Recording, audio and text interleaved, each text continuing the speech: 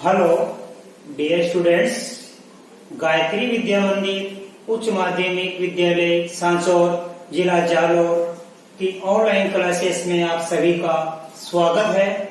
प्रिय विद्यार्थियों, मैं अनिल कुमार सोनी, कक्षा 7 विषय गणित अध्याय 3 आंकड़ों का प्रबंधन प्रश्नावली 3.1 के सवाल आज आपको सॉल्व कराऊंगा। विद्यार्थियों, यदि आपने हमारे इस YouTube चैनल को सब्सक्राइब नहीं किया है तो सब्सक्राइब जरूर करें, जिससे कि आपको आने वाले वीडियोस का नोटिफिकेशन समय समय पर प्राप्त होता है। देखिए बच्चों, इसका पहला सवाल इसमें लिखा है, अपनी कक्षा के किन्हीं 10 विद्यार्थियों की ऊंचाइयों का परिसर ज्ञात कीजिए। ये क्वेश्चन काल्पनिक है, ये क्वेश्चन आपको ऐसा करना नहीं है कॉपी में। ये समझिए, इसमें लिखा है कि आप अपनी कक्षा के 10 छात्रों की ऊंचाइयों का परिसर ज्ञात कीजिए। मतलब कोई से भी 10 छात्र ले लो, आप उनकी सभी की ऊंचाई नोट कर लो, सभी की ऊंचाई कितने सेमी है, फिर उनका परिसर ज्ञात कर लो। परिसर कैसे क्या करेंगे कि 10 छात्रों में से हम देखेंगे कि सबसे ऊंचा कौन है और सबसे नीचा कौन है। ये सबसे ऊंची ऊंचाई किसकी है और सबसे छोटी ऊंचाई किसकी है, उनकी बाकी करके देख लेंगे। बड़ी ऊंचाई और छोटी ऊंचाई की बाकी करके देख लेंगे, वो उसका परिसर कहलाएगा। तो ये काल्पनिक सवाल है, आपको कॉपी में नहीं करना। देखिए क्वेश्चन नंबर 2, इसमें लिखा है, कक्षा के एक मूल्यांकन में प्राप्त किए गए निम्नलिखित अंकों को एक सारणीबद्ध रूप में संग्रहित कीजिए। यानी हमारे ये अंक दे रखे हैं विद्यार्थियों के 4, 6, 7, 5, मान लो 10 नंबर का कोई टेस्ट हुआ, उस 10 नंबर में से ये बच्चों को प्राप्त हुए अंक, रोल नंबर 1 को 4, 2 को 6, 3 को 7, 4 को 5, जैसे ये अंतिम रोल नंबर को 7, ये कुछ मूल्यांकन के अंक प्राप्त किए गए। अब क्या होता है कि इन अंकों का अपन को 4 बातें क्या कर रही है। नंबर 1, सबसे बड़ा अंक कौन सा है, सबसे छोटा अंक कौन सा है, इन आंकड़ों का परिसर क्या है और अंक गणितीय माध्य भी ज्ञात कीजिए। ऐसे समझ में, इनका अपन को माध्य भी ज्ञात करना है। तो देखो बच्चों, सबसे पहले आप इसमें आप सबसे पहले इनको आरोही क्रम में लिख दो, आप वो ठीक रहेगा मेरे हिसाब से। और नहीं तो आप ऐसे भी कर सकते हो। देखो पहला प्रश्न, सबसे बड़ा अंक कौन सा है, तो इसमें देखो सबसे बड़ा अंक कौन सा है। अभी तक तो 7 आया, अब 9 आ गया, तो सबसे बड़ा कौन सा, 9। तो लिखेंगे सबसे बड़ा अंक 9, सबसे बड़ा अंक बराबर 9 है। ये इसका आंसर आ गया। ये लिख दिया। सबसे छोटा अंक कौन सा है, तो बड़ा अंक हमने ज्ञात कर लिया, 9 आ गया। अब सबसे छोटा, अभी 4 है, अब 3 है, अब 2 है, अब 1 है। तो 1 है सबसे छोटा अंक। अच्छा छाड़ देना, सबसे छोटा अंक बराबर 1 है। राइट, ये 2 आपके अच्छी तरह समझ में आ गए।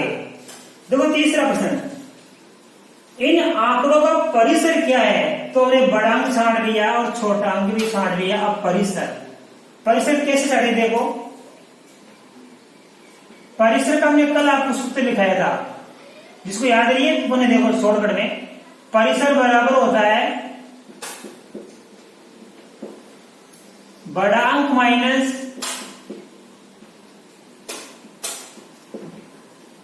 छोटा अंक। तो सबसे बड़े अंक में से सबसे छोटा अंक घटा देंगे, तो घटाने पर जो शेषफल बचेगा वो क्या कहलाता है, परिसर। तो सबसे बड़ा अंक 9 है, 9 में से सबसे छोटा अंक 1 घटाएंगे तो बच गया 8। तो परिसर कितना आ गया सवाल में, 8 आ गया। नंबर 4, अंक गणितीय माध्य ज्ञात कीजिए। और माध्य ज्ञात करने के लिए कल हमने आपके सूत्र लिखाया था, वो सूत्र लिखेंगे हम। देखो नंबर 4 सिखा रहा हूं, माध्य बराबर होता है, कल आपको सूत्र लिखाया था मैंने, प्रेक्षणों का योग, प्रेक्षण का नहीं आंकड़े, प्रेक्षणों का योग बटा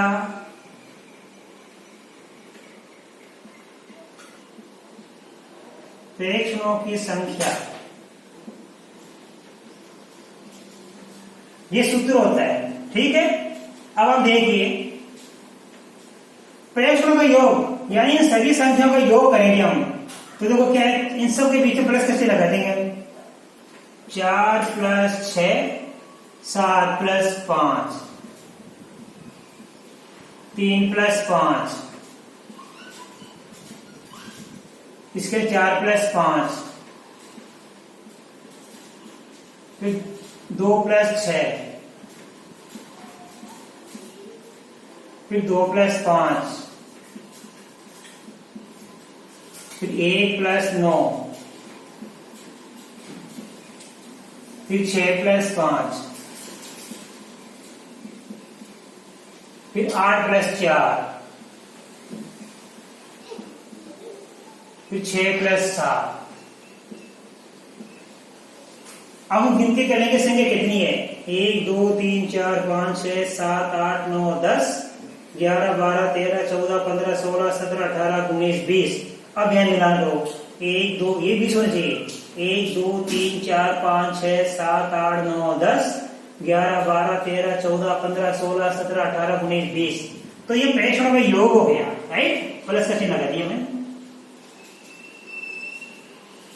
नीचे लिखेंगे प्रेक्षणों की संख्या, तो कुल मिलाकर कितनी संख्या है ये पूरी, 20। ठीक है, अब आप देखिए इन सबको जोड़ेंगे हम, 4 6 10 7 17 5 22 3 28 5 33 33 4 37 37 से 5 जोड़ेंगे 42 2 44 और 6 50 2 52 5 57 1 58 में 9 जोड़ेंगे 67 67 67 में 6 जोड़ेंगे 73 73 5 78 78 में 8 जोड़ देंगे 86 86 4 90 90 और 6 कितने होते हैं 96 96 7 जोड़ देंगे 103 103। 103 में हम किसका भाग देंगे, 20 का, 103 में हम 20 का भाग देंगे। देखो तो आप 0 से 0 तो काट दो, पड़ गई। अब 13 में 2 का भाग देंगे, 2 6 के 12 बच गया 1, 10 में लगा 0 उतार के 2 पंजे 10 6.5 सॉरी 103 है ये, कितना है यहाँ पे 103। तो 103 में हमको 20 का भाग देना है, 20 पंजे 100 बच गया कितना 3, पोड़ा लगा 0 उतारेंगे 20 से कम 20 बच गया 10, फिर 0 उतारेंगे 20 पंजे 100 5.15 5.15 ये इसका आंसर आ गया। तो सबसे बड़ा अंक यहाँ पे 9 है, सबसे छोटा अंक 1 है। परिसर कैसे ज्ञात करेंगे, बड़ा अंक माइनस छोटा अंक 9 माइनस 1 8, और माध्य कैसे ज्ञात करेंगे, प्रेक्षणों का योग बटा प्रेक्षणों की संख्या। तो ये हमने प्रेक्षणों का योग कर दिया प्लस करके, और प्रेक्षणों की संख्या कुल कितनी है 20, तो इनका योग बना गया कितना 103, जोड़ के देख लेना। 103 में 20 का भाग देंगे 5.15, इसका आंसर आ गया। तो आपको माध्य ज्ञात करना आ गया। अब आप इसका स्क्रीनशॉट ले लीजिए, मैं इसके बाद अगला सवाल नंबर 3 बच्चों आपको सिखाऊंगा।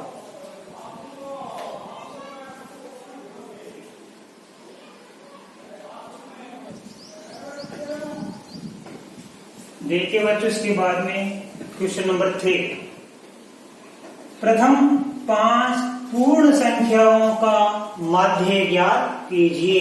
तो माध्य ज्ञात तो करना आपको आ गया, सूत्र आपको लिखा दिया। माध्य बराबर क्या होता है, प्रेक्षणों का योग बटा प्रेक्षणों की संख्या।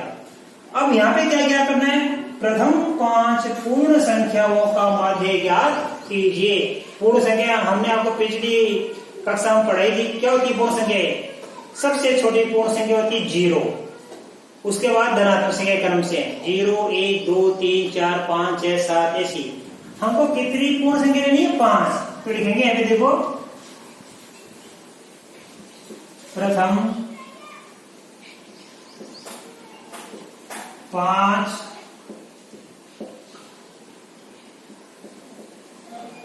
पूर्ण संख्याएं निम्नलिखित है।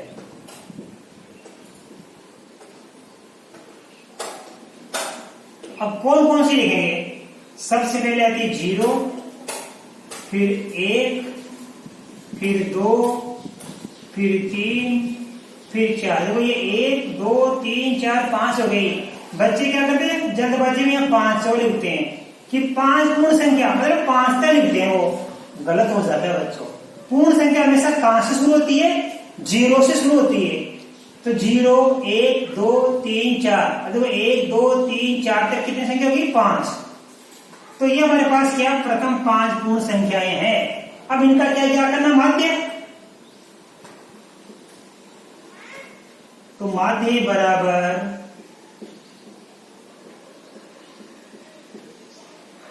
प्रेक्षणों का योग बटा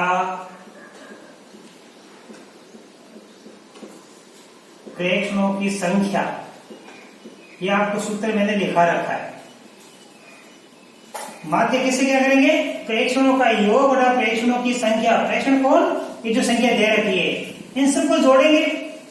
और प्रेक्षणों की संख्या कितनी है? कुल मिला के 5। 1, 2, 3, 4, 5 संख्या है। तो इनको जोड़ के जो भी योगफल आएगा उसमें हम 5 का भाग दे देंगे। तो कैसे? इनके बीच प्लस का चिन्ह लगा देना। 0 + 1 + 2 + 3 + 4, राइट, बटा 5। अब इनको जोड़ेंगे। देखो 4 और 3 7, 7 और 2 9, 9 और 1 10, 10 में 0 जोड़ने में 10, 10 बटा 5।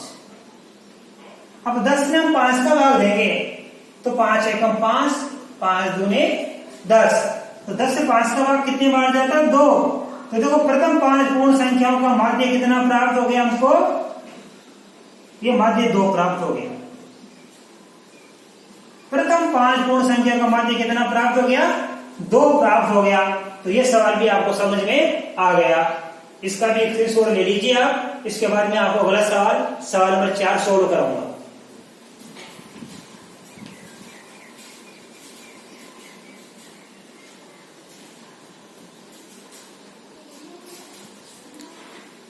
देखिए बच्चों, सवाल नंबर 4 आपके पुस्तक में लिखा है, एक क्रिकेट खिलाड़ी ने 8 पारियों में निम्नलिखित रन बनाए: 58, 76, 40, 35, 46, 50, 0, 100।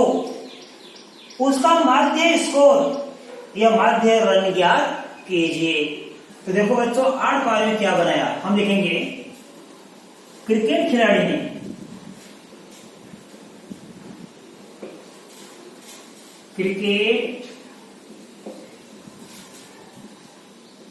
खिलाड़ी ने 8 पारियों में रन बनाए। अब कितने मैंने देखो बता रहा हूं। पहली पारी में उसने 58 रन बनाए, दूसरी में उसने 76 रन बनाए, तीसरी में उसने 40 रन बनाए और चौथी में उसने 35 रन बनाए और 5वीं पारी में 46 रन बनाया, छठी पारी में 50 रन बनाया, हाफ सेंचुरी, और 7वीं पारी में 0 पर आउट हो गया और 8वीं पारी में 100 सेंचुरी मार दी, 100 रन बनाए। तो क्रिकेट खिलाड़ी ने 8 पारी में ये निम्नलिखित रन बनाए। अब इन रनों का हमको माध्य स्कोर या माध्य रन ज्ञात करना है। तो हम रन देखो माध्य का सूत्र लिखेंगे। माध्य बराबर क्या होता है? अभी आपको बताया मैंने, प्रेक्षणों का, याद रखा करो, योग बटा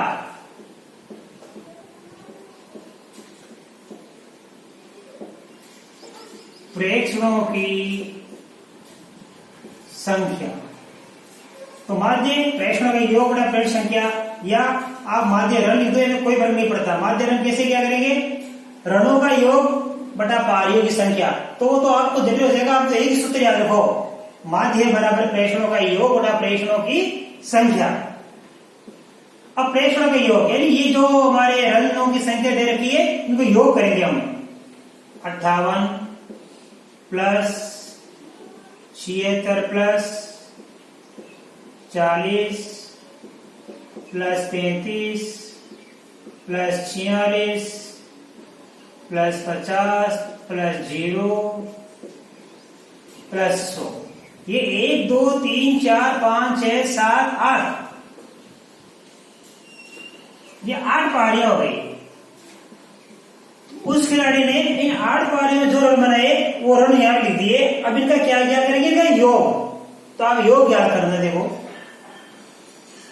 इधर से ये 0 0 0 6 5 11 11 से 17 17 8 25 25 की 5 हासिल के 2। अब 2 में 0 जोड़ेंगे तो 2 5 7 4 11 3 14 4 18 7 25 25 और 5 30 30 की 0 हासिल के 3। अब 3 में जोड़ देंगे 1 4 1 4 बटा 8।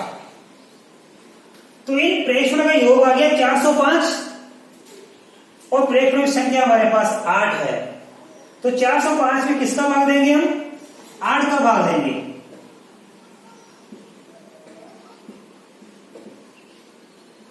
आठ का भाग 40 में देंगे 5 बार। 8 पंजे 40, राइट। उतारेंगे 5, उतारने के बाद 5 में 8 का भाग जाता नहीं है, तो भाग टूट के 0 लगाइए। लगा दिया 0।